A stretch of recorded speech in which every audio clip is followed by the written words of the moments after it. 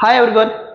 दोस्तों हम लोग सीटेट जो पेपर सेकंड मैथ साइंस है उसमें साइंस के डेली एक लेक्चर डिस्कस कर रहे हैं उसमें। तो आज हम लोग प्लांट्स के ऊपर डिस्कस करेंगे। देखो सबसे ज़्यादा पेपर सेकंड में अगर साइंस पे से क्वेश्चन पूछे जाते हैं तो वो है प्लांट्स पे से। अब प्लांट्स में प्लांट्स के क्लासिफिकेशन आ गया, उसके बाद में प्लांट्स के फीचर और उसके फंक्शन, इन पर सबसे ज़्यादा सवाल आते हैं। मतलब 1 से 3 क्वेश्चन आपको कंपलसरी देखने को मिलते हैं इसमें से। तो हम लोग बहुत सारी चीज़ें डिस्कस करेंगे, शॉर्ट शॉर्ट वीडियो में सारी डिस्कस करेंगे। देखो आज हम लोग एक किसी पॉइंट पे डिस्कस करते हैं। देखो प्लांट्स का देख सबसे इंपॉर्टेंट होता है लीफ, उसके पत्ते और उसके फंक्शन क्या है तो देखेंगे, और उसके साथ साथ उसका रिप्रोडक्शन मतलब फ्लावर के बारे में डिस्कस करेंगे, स्टेम के बारे में भी डिस्कस करेंगे और उसके रूट्स के टाइप भी डिस्कस करेंगे। तो ये सब अलग अलग टॉपिक में डिस्कस करेंगे हम लोग। आज हम लोग पत्ते के बारे में, लीफ के बारे में बात करते हैं और खास तौर पे उसके फंक्शन के बारे में बात करते हैं। देखो पत्ते का या प्लांट्स का सबसे इंपॉर्टेंट जो फंक्शन होता है वो फोटोसिंथेसिस होता है। एक क्वेश्चन आपको कंपलसरी पूछता है उसमें। देखिए जो प्लांट्स के जो पत्ते होते हैं, मतलब जो प्लांट्स की सेल होती है उसमें क्लोरोफिल आता है, हमें पता है। तो ये पत्तों का काम क्या है? फोटोसिंथेसिस करना। फोटोसिंथेसिस करना मतलब लाइट के प्रेजेंस में, ये लाइट्स के प्रेजेंस में पत्ते क्या करते हैं? हवा में से क्या करेंगे?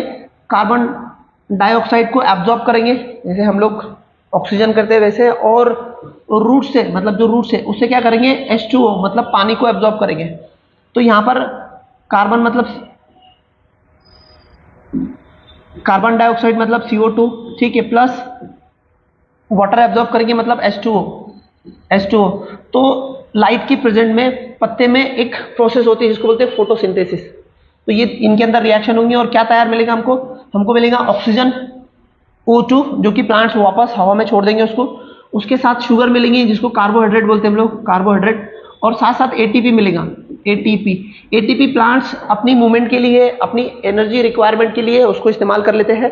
और जो कार्बोहाइड्रेट जो तैयार होगा, कार्बोहाइड्रेट, तो इसको स्टोर करते हैं एक तो फ्रूट्स में, सीड्स में, रूट्स, फ्लावर, ठीक है, और तरह तरह से ये स्टोर करके रखते हैं कार्बोहाइड्रेट्स को। बाद में फिर जो एनिमल्स है उसको यूटिलाइज करते हैं। मतलब प्लांट से हम लोग फ्रूट्स, सीड्स, रूट्स ये वगैरह खा के हम लोग हमारी न्यूट्रिशन की जो रिक्वायरमेंट है वो फुलफिल करते हैं। मतलब हम भी प्लांट्स पे डिपेंड होते हैं, सारे एनिमल्स।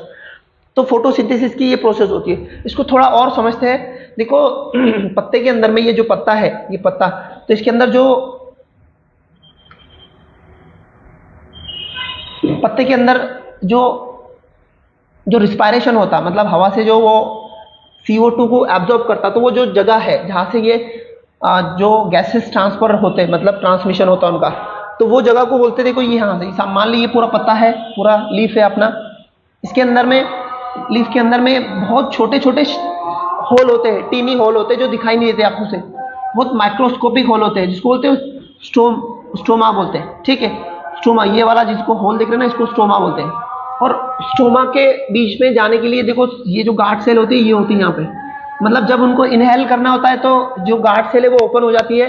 जब उनको एक्सेल या फिर उनका काम हो गया तो ये गार्ड सेल क्लोज हो जाती है यहाँ पे। तो याद रखो जो बारीक होल होते हैं, टीनी, जिसमें से गैसेस एक्सचेंज होती है, जैसे हम लोग मुंह से करते हैं वैसा, तो वो जो होल को बोलते हैं बारीक बारीक, जो बहुत माइक्रोस्कोपिक होता है। मतलब आप पत्ते को देखोगे आंखों से तो दिखाई नहीं देंगे आपको, इतने माइक्रोस्कोपिक होते हैं।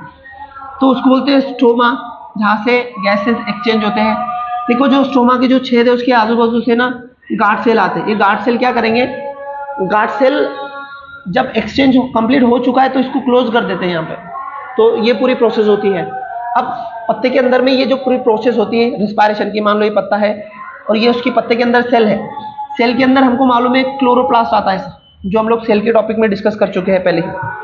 तो क्लोरोप्लास्ट में ये जो फोटोसिंथेसिस की प्रोसेस होती है वो क्लोरोप्लास्ट में होती है।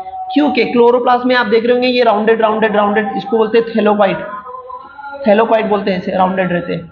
और ये थैलोकाइट के अंदर में आता है एक ग्रीन पिगमेंट जिसको बोलते हैं क्लोरोफिल।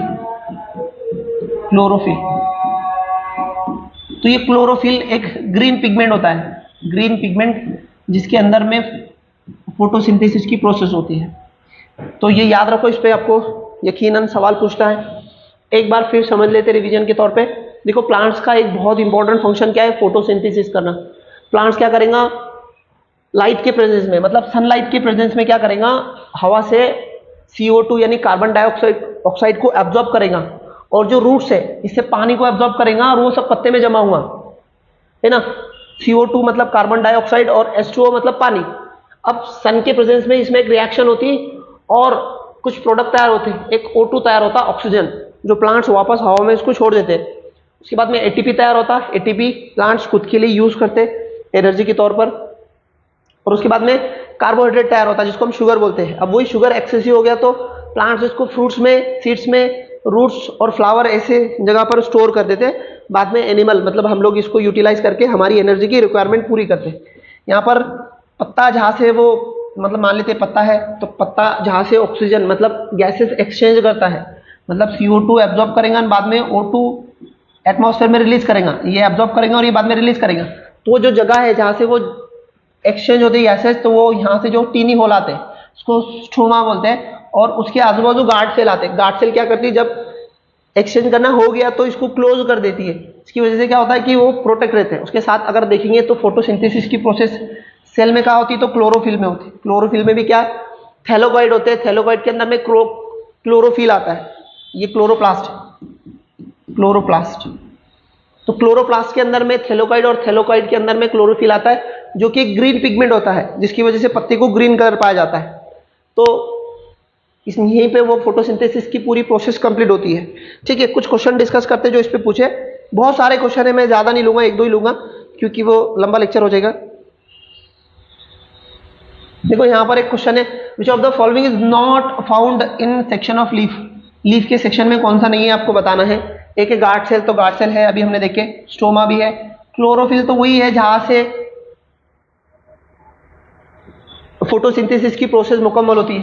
सूडोपोडिया क्या है, ये सूडोपोडिया ये अमीबा के अंदर में एक इनहेल का एक अलग तरीका है, मतलब एनिमल्स में, और खास तौर पे जो अमीबा है उसके अंदर में मतलब उसका एक फीचर है, वो इनटेक करने के लिए सूडोपोडिया का इस्तेमाल करता। तो ये गलत हो गया, बिकॉज जाइलम जो कार्बोहाइड्रेट तैयार होते हैं उसको अदर पार्ट्स तक फैलाने का काम करता है। हम लोग कल उसको डिस्कशन करने ही वाले हैं वैसे भी। तो ये नहीं होता इसके पार्ट्स में, मतलब तीनों ही होते हैं।